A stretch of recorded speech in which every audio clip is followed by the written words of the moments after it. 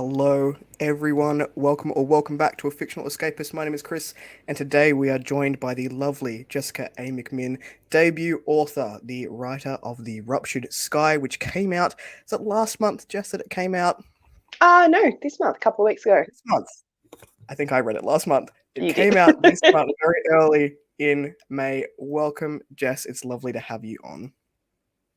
Hey guys, nice to meet everyone. Thank you for having me, Kris. It's very exciting. First YouTube live thing.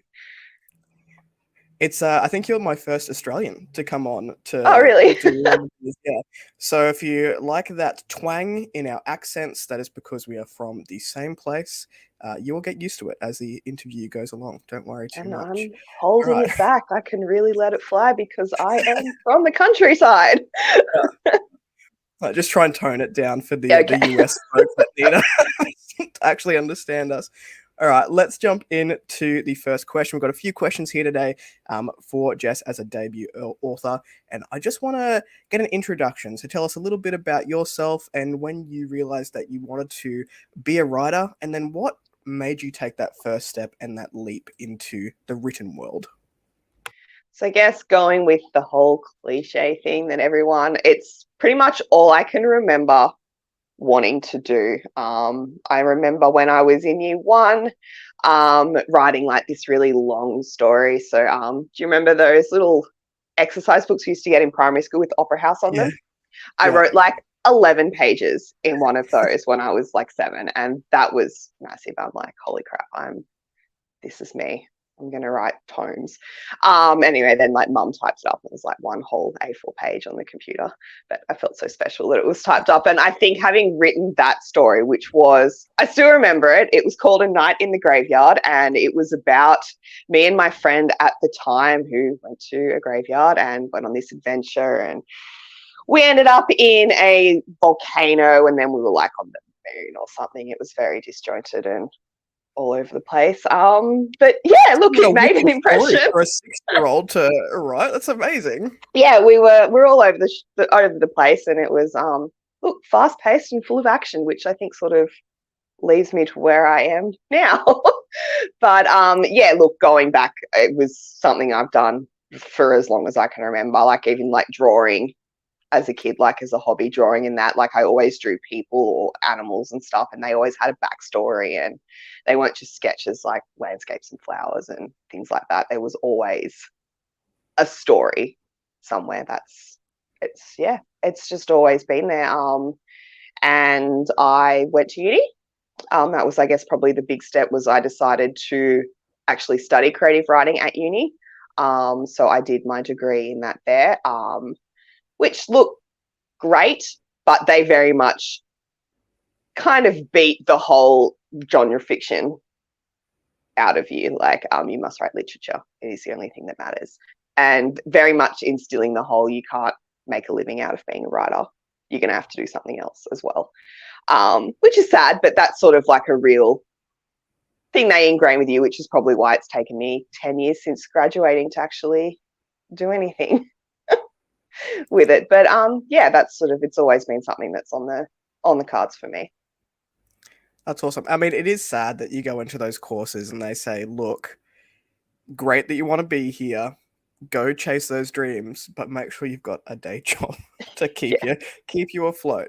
I mean, Yep. look, at least they're honest. Very few authors get to write full time, and it's such a Mm. dream for a lot of people. Yep. So I really take my hat off to you indie authors who do work full time. You're raising kids at the same time, and you're Mm. still chasing those dreams. Like that's absolutely amazing. So let's move on to The Ruptured Sky. I read this one last month and I had such a fun time with it. It was such a refreshing, fun fantasy romp. And I want to know a little bit about what it is for the people who haven't picked it up yet and how it came to be. Oh God, I hate the describe your book in a nutshell question. All um, authors do, and so all interviewers ask the question. we should be ready for it by now. And look, so it's a dark fantasy. It's probably borderline. I think there are themes in it that are grim dark, and I think there are things that don't quite commit that far. And so it's basically. We've got our main, it's four POVs. The story's told through. The first, and I guess the central one, is our runaway princess who now hunts monsters. And sort of she's made a mess of things by really trying to forge her own path. So there's sort of like, half of sort of dealing with the consequences of, I guess, trying to forge autonomy in a world that doesn't really allow for it, as well as she's then tied into the fantasy aspect of things, which is we have a prophecy and we've got magic that's, forbidden and not really accepted in the world that she lives in, and how they can bring that all together to try and bring back the dead gods. And that was a really terrible explanation of it. But that, look, in a nutshell, that's basically what happens. It's taken quite a few shapes over the years. I probably started writing it when I was about, I think, 13. And I still remember how it sort of came to be. So back, I was 13, so it's probably like 2002, something like that. 2000s, early 2000s.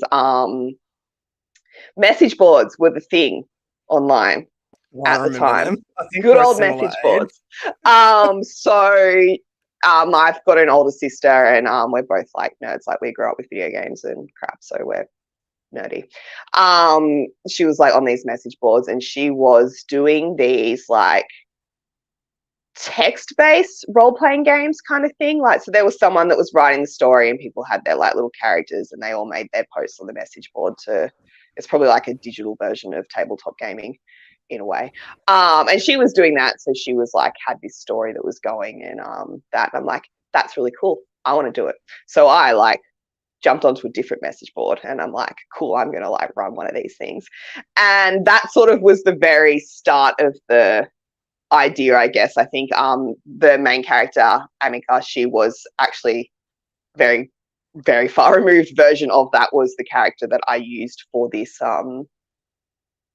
message board RPG thing that I was running many years ago for like 2 months, and then I just took it offline and wrote it into a book. That's awesome. So you said it's taken about 10 years for the story to progress and get to this point?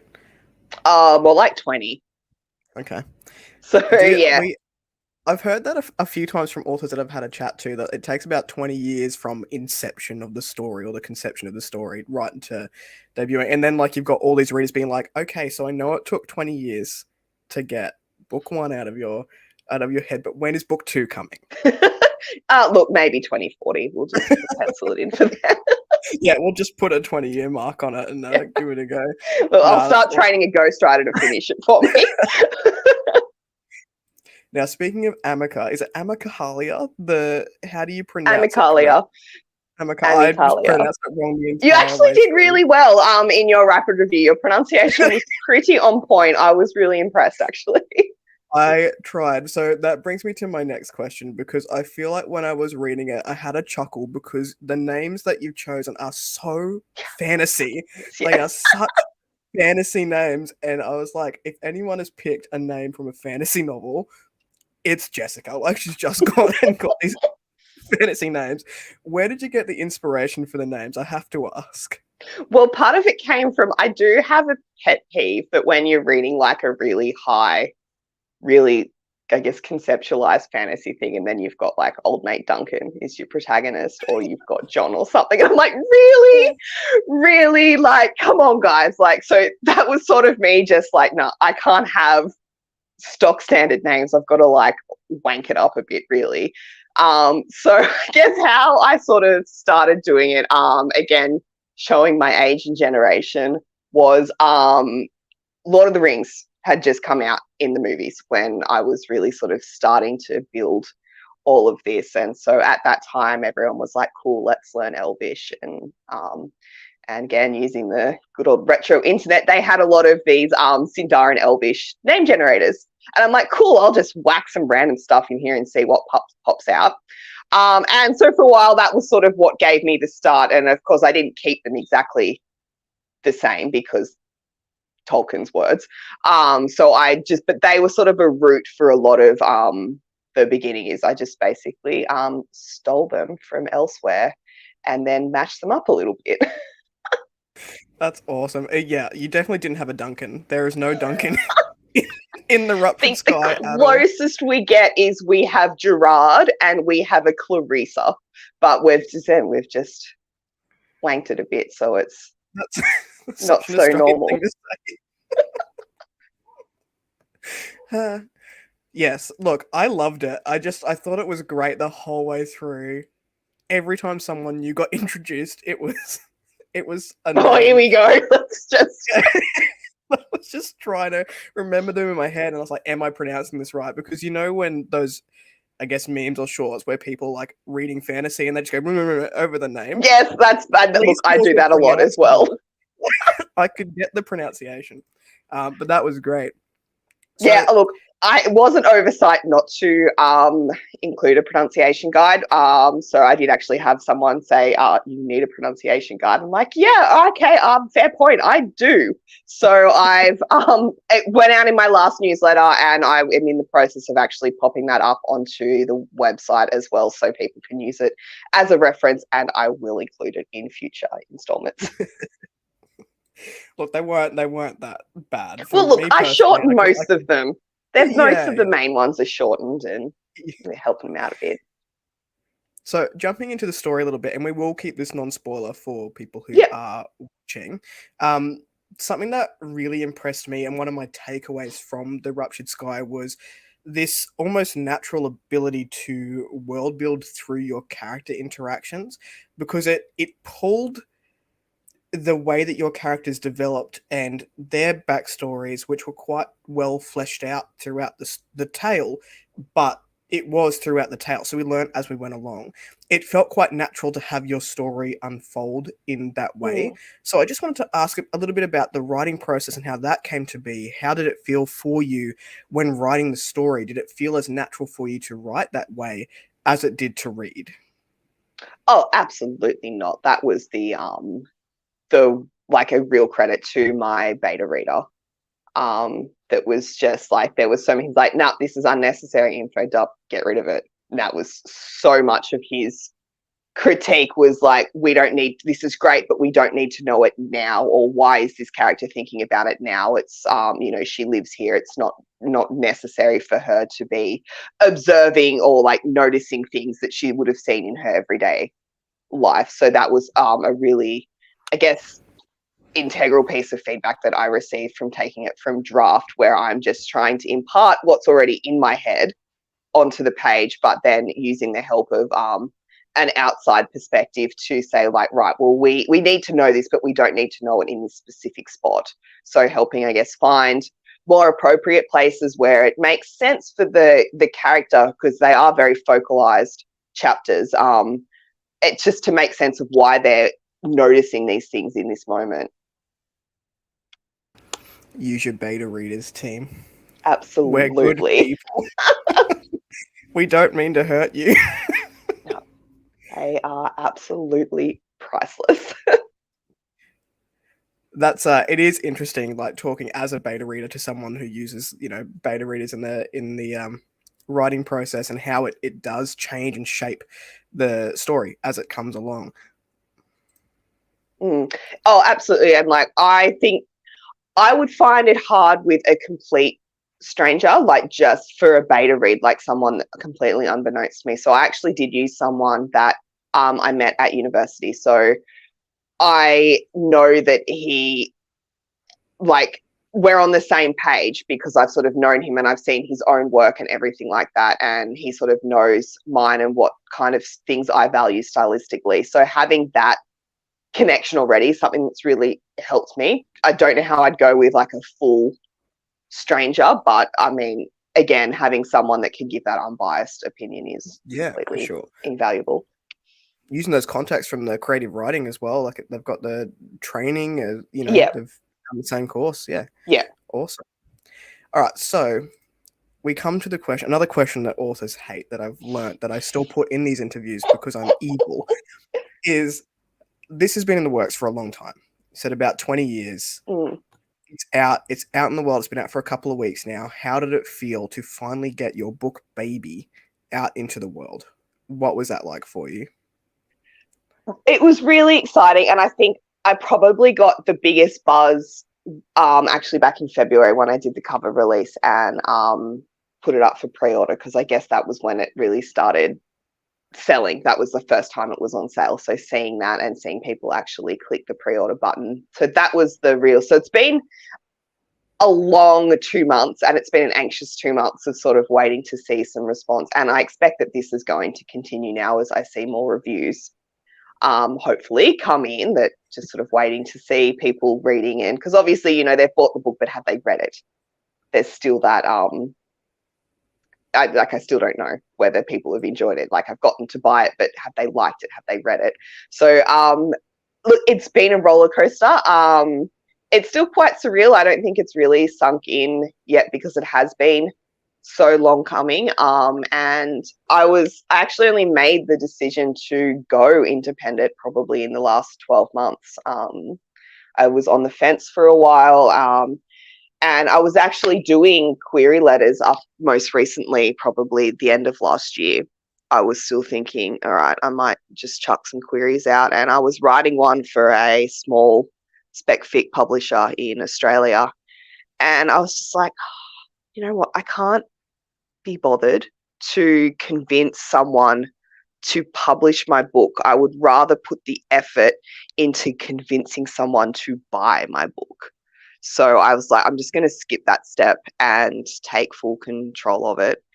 So it's been really challenging, and I think that sort of made it harder in a way. And it gives me a lot of extra things that I need to worry about. So I guess it takes the edge off the enjoyment a little bit, because I'm like, oh God, am I going to get return on investment and everything like that? Like, that's sort of flooding around in the back of my head. But look, it's a very surreal experience, and I'm really glad that I have finally done it. I can imagine that lead up to midnight on the day of release is such a there's a lot of anxiety happening Yeah. around that launch. But yeah, it's definitely an interesting process, and I appreciate what you said about self-publishing. You know, a lot of people do query a number of different publishers, small press and whatnot. I don't know that we have a great deal in Australia of literary agents that specifically do No, SFF. Like, absolutely I've not. got looking at my Chrome tabs here, and I've got a list of literary agents in Australia, but not a lot of them, No, go into SFF. It no, is, like you were saying it's a before, it's hard sell. very, yeah, general fiction. A lot of romance, a lot of romance, literary agents Romance. that we have in Australia. Now, I found the Ruptured Sky probably a different way than other people would find things like arcs and whatnot. You see a lot of it on Book Twitter and Bookstagram. I actually found it on a Facebook page, and for anyone who's interested, I will link that Facebook page down below. If you are wanting to do arc and beta reads, it's such a good place to connect with authors. But you were the first person that I actually reached out to on this platform, and since then, because I enjoyed the Ruptured Sky so much, I've kept my eye on this group, and there are some great, very promising books Mm. coming through for someone who reads predominantly indie. But I was wondering how you found the process of getting your beta, so your ARC readers, I guess we have the beta read already, but Mm. your ARC readers and self-marketing in the indie and self-pub space. How has that been for you, and what's your journey been like?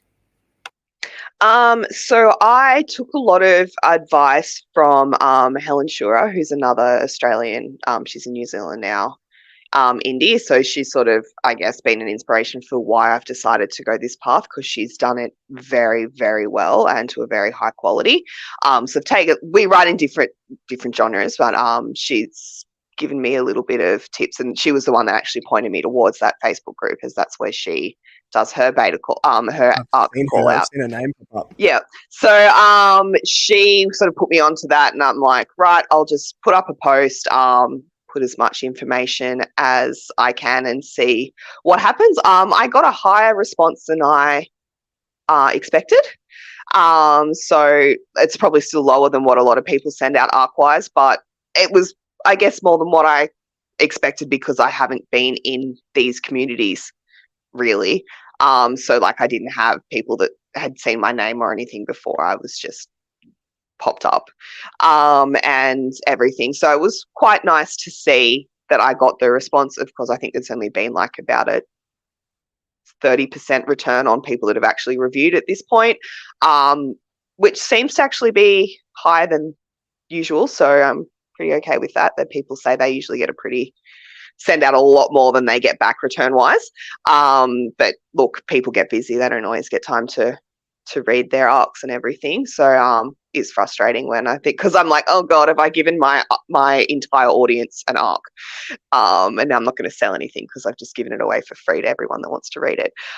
So there was that anxiety over that too. So it was nice to see that some people, and some of the arc readers as well, actually did go up and purchase. So that was I was going to say, when I like it, I'll normally order it, at least the ebook, and then like when I move, I'll get the physical copy. Like I keep a list of the ones I really enjoy so I can go and buy it. Yes, oh God, I've got a list of so many books I need to buy because I don't actually read paper books anymore. I don't have time. I can't read a physical book because I have kids and they just come and slap it out of your hand. So I read on my phone because the Kindle app is very handy for that. And then I just buy books and put them on my bookshelf because why not? If you like them, you want to look at them. Exactly. They need them. Very nice to have. So anyway, yeah, it's been it's very helpful. I don't know whether I'm going to use the Facebook groups for betas. I think I'm probably just going to keep with my close team that I already have, but I can see why. I have done a random beta read for someone in one of those things where they just sent out their ebook. It was pretty polished, really. It was kind of like reading an ARC, but and then they just had like a questionnaire at the back for things they wanted review on, which was good. I had fun doing that. So it is, I think, a really valuable resource, the Facebook groups, and I'm starting to get into more of them now for, I guess, networking purposes. I think the indie community is, if you want to make it work, you really need to be involved. You can't be a lurker, which is something that I'm more naturally inclined to be. So I have to sort of push my way out of this my little comfort zone there and mingle. I think a lot of us are lurkers. It's funny being on the reader end of that, because you go into these arc requests, and a lot of the authors will ask, where will you review? And I always feel like such a wanker being like, I'll review on Instagram, and I've got a YouTube channel, and I'm gonna interview you. It like it just but feels it's a good sell. It's like, oh my God, this person's everywhere. And see, I look at someone that's got like 500 followers and I'm like, oh my God, jackpot. So yeah, like I mean, I'm just well, I mean, look, if you think half of people go and pick something up, that's like 200 books. That blows my mind. Yeah, that's it's funny being in that experience and hearing it from the other side. Yeah. Now I had a look at your website, and you do offer freelance services as well. So you've got editing, proofreading, and coaching services. I'm interested in knowing, like, did your own experience and knowledge within the industry and your creative writing background, did it influence the way that you write? And do you think offering those services and learning through those services has made you a better writer through those experiences? I think definitely pulling on my creative writing degree. So just to explain what the degree actually was. So it was 3 years and it covers everything, really. So there's like the critical theory. So you start, like, we started reading bloody Homer and the Odyssey is like where we started, and did some weird shit with Dadaism and some everything like that. So we covered a whole bunch of stuff on the critical side, and then we did like the creative part as well. So that was basically, for those classes, was just sitting in a room for 2 hours every week, just ripping into each other's work that we brought in, which sounds bloody brutal, but it was so good. And it is an absolute, that whole workshopping part, it's so invaluable. And like, you're learning how to take criticism, but you're also learning how to give it and be constructive without, I think I only had one incident throughout the 4 years I did that, of where I felt I was being personally critiqued out of 4 years. So I thought that was really, and the person actually came and apologized to me after, because he's like, well, mate, I had a bad day, apologies, and everything like that. But I think just learning how to do those, impart those skills, and also, like, you know, look at something and respect, okay, this is a person's stylistic choice. and everything, and say, right, it's not what I would do, but it's what they're doing, but here's how to make it stronger. So being able to, I guess, not rewrite something and make it yours, but strengthen it to really make it someone else's was a real takeaway from that. But definitely the giving and receiving the feedback is something that has made writing better. Like I can look at my beta reads when the comments come in, and it might be like, I'll look at something that's like there's 89 comments and I'm like, oh, fuck me. But then like I'll go through it and say, I pretty much am going accept for everything, because I'm looking at them like, that's exactly right for all of them. And some, I'm like, yeah, no, I'd rather keep that. But looking at it and say, yep, I can see what they're doing and I can see why. So just being able to have that objectivity and being able to step away is really helpful, and in giving and receiving feedback. Yeah, for sure. Thank you. I'm always curious when writers have this background as well, and if they, use it, because there is some discourse over on Twitter sometimes when authors are also copy editors or Mm-hmm. proofreaders, and then, you know, where is the line? Do you read your own work? Do you go and like edit your own work? Do you go out and still employ a second set of Mm. eyes to have a look at your work? So it's always quite interesting to get that feedback from someone who does both. Oh, yeah, like I'm like 100% of the opinion that you cannot fully edit your work. Like even though, so part of my degree, we did do a whole thing of editing. We had a whole editing course as well. Like I've got a copy of the bloody Australian, Star Manual for publishing and all that stuff. Like we went through a whole course on editing, and those wanky little symbols you have to do for take this out and put that in the margin or whatever. So like, we have that. My But wife loves them. look, I bloody aced that unit. It was so fun. It's like learning another language. So good. But even having that knowledge, I know I can't edit my own novel. And just because I have that knowledge, it doesn't mean that my novel is coming out perfect straight away. Like it's trash. Like the first draft of everything is shit. It's bloody awful when you look at it, and even the second and third drafts might be just as bad until you start getting a proper perspective from someone else. And that was sort of like, yeah, you've got to have an edit done from another person. And I really also think you've got to have a beta read as well. So even if you know all that stuff, even if you've had a degree in that area, you've done so many courses and you work professionally as an editor, you still need someone else to do it for you. I think particularly for like a debut, I'm not an author yet. I say that I'm writing, but I haven't written anything in 2 months. I'll get there. It'll take me another 10 years. So when I'm 40, we'll see Yeah, something. you get that. Look, most writers are old. It's fine. When you release in 2040, I'll have my Yeah, first we'll book. be there. We'll get book 2 out. We'll be back here in 20 years. Yeah. But yeah, it's interesting. Can I ask how many drafts you did as the author before reaching out to a beta reader? I Jesus, probably about 5 or 6. I actually have a stack of completed drafts that's about like this high, in my bookshelf just down there. Sorry, I'm keep bumping my camera. So like I completed a draft in high school, and like probably around year 10, so 15, 16. And obviously it was shit.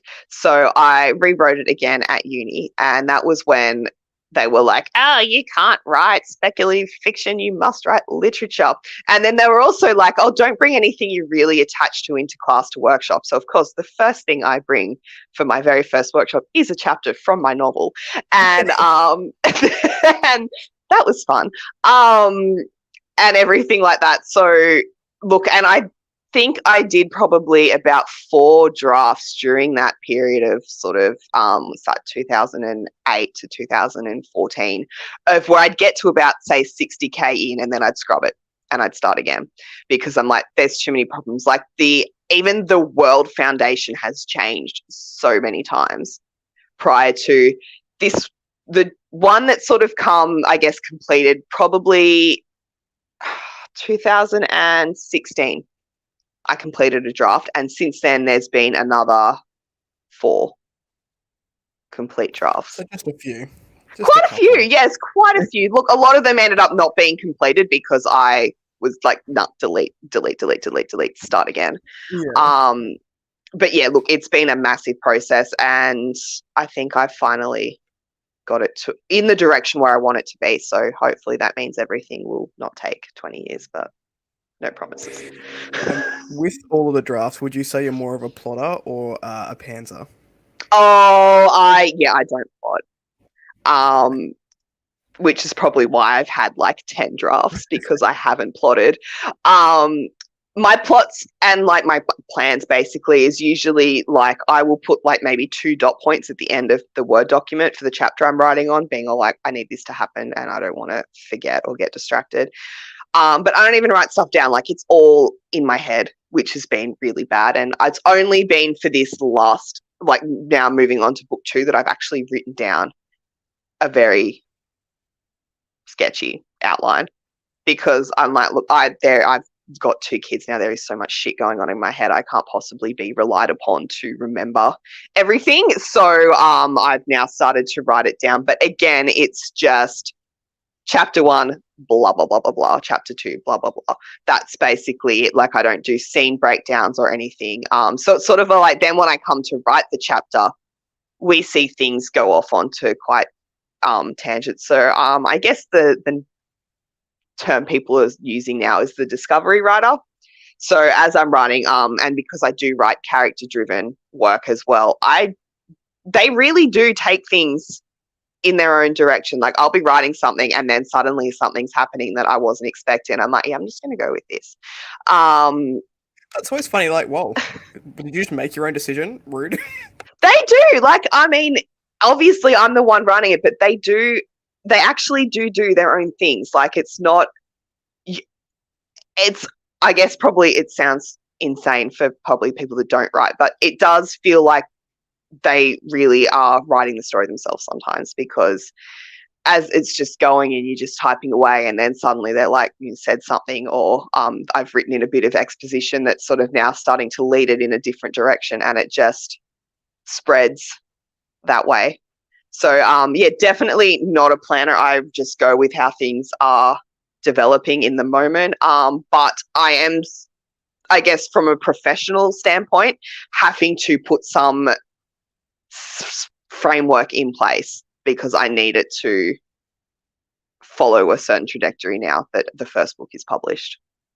So I can't go back and change like I did like 6 times with the first book. If I change a plot point, it's now like sort of stuck in one direction, and I have to make sure that it continues to cohesively go in that direction. Yeah, sure.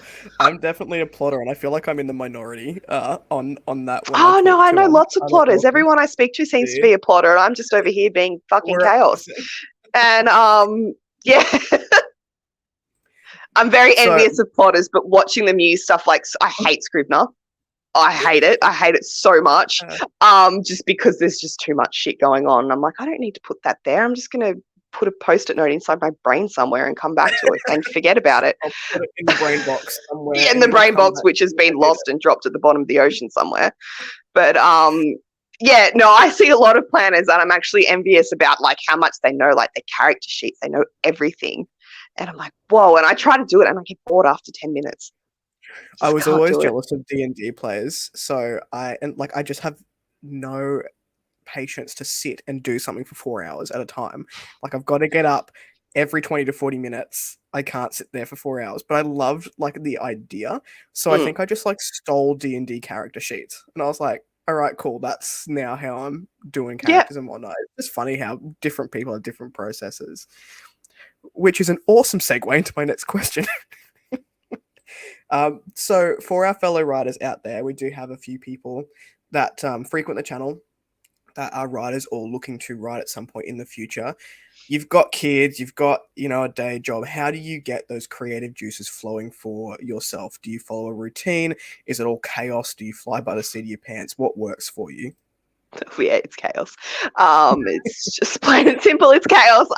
But I try to have some sort of routine.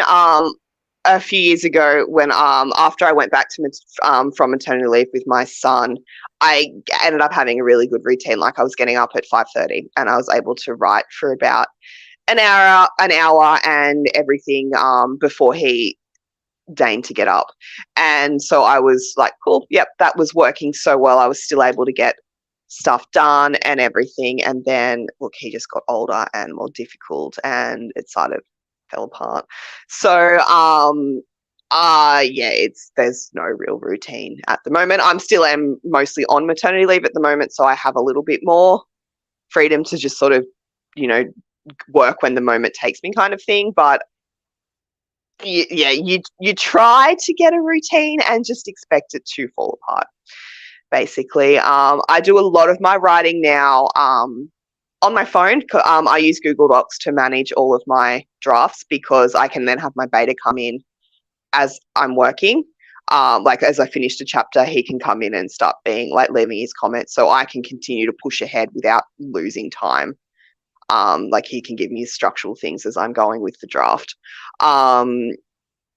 So that's really handy, and also it means because it's the cloud, I can work wherever. So a lot of it's done in my bed in the dark on my phone, like chatting away, which is a nightmare for formatting because I'm like, where's my indents for my dialogue and everything? So that really shits me off. But I've learned to accept it because at least works are getting done.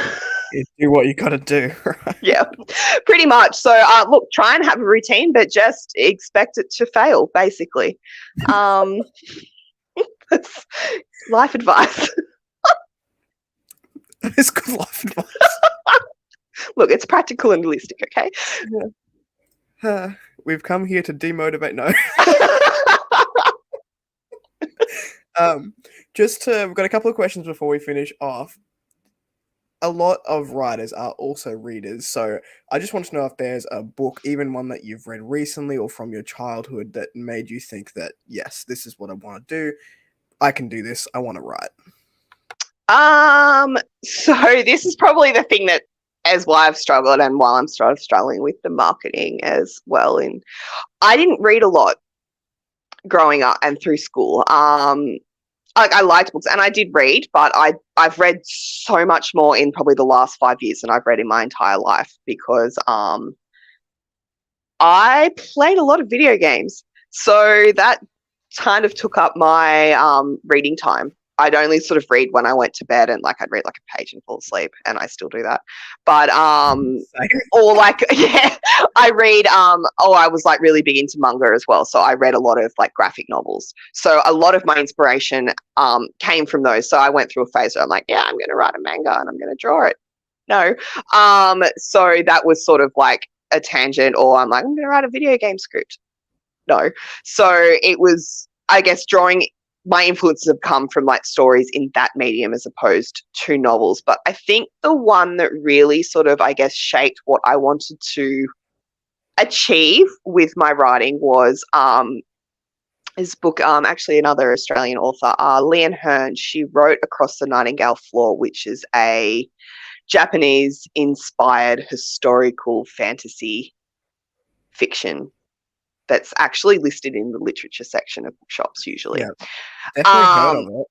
Yes, and I think looking at like it's a fantasy world it's basically fantasy historical Japan.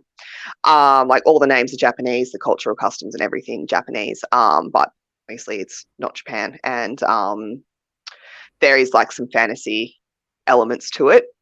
And I think that was sort of where I'm like, okay, I like this sort of really lyrical, this tight, like literature-esque prose, but in a fantasy genre. That was sort of something I'm like, I'd really love to be able to blend that, as opposed to just, I guess, the easy read, quick selling commercial fiction that we, used to just basically get shat upon at uni for. Even reading, but it's like all everyone reads and it's all everyone enjoys. But yeah, they didn't like it much at uni. But yeah, so I guess I want to blend, I guess what I learned of literature from uni with something that is accessible to the average reader and that you don't need a freaking English degree to understand what they're trying to say.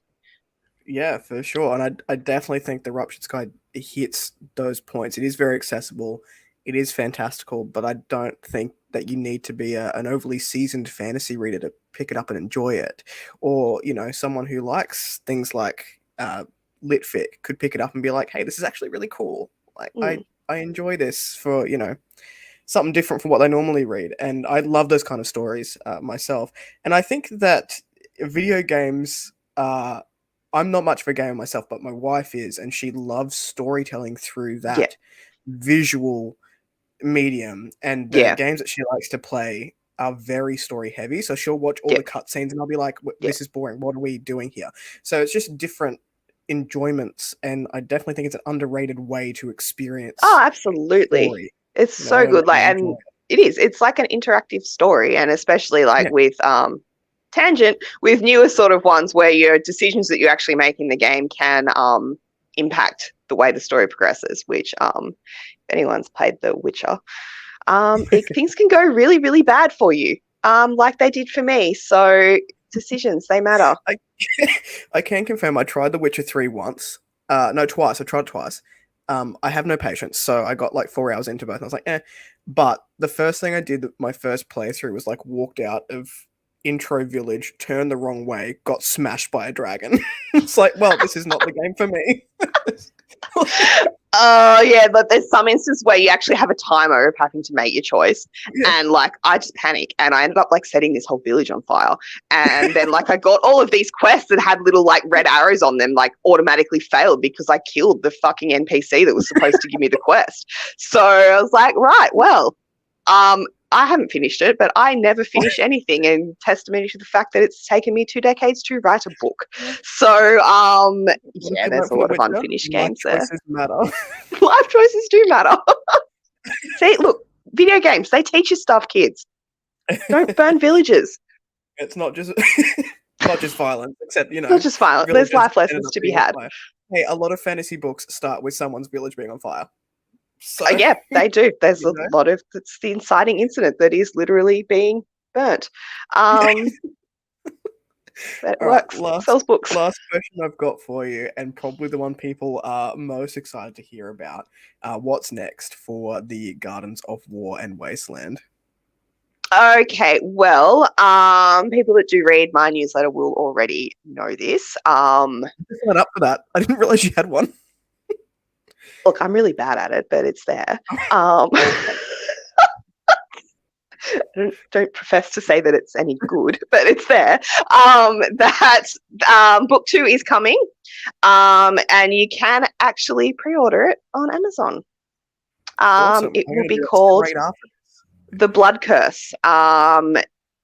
Look, the Amazon date is February, but I am aiming, like my production schedule, pending life, is the end of this year. So we are very hopeful that I will get it out by the end of this year.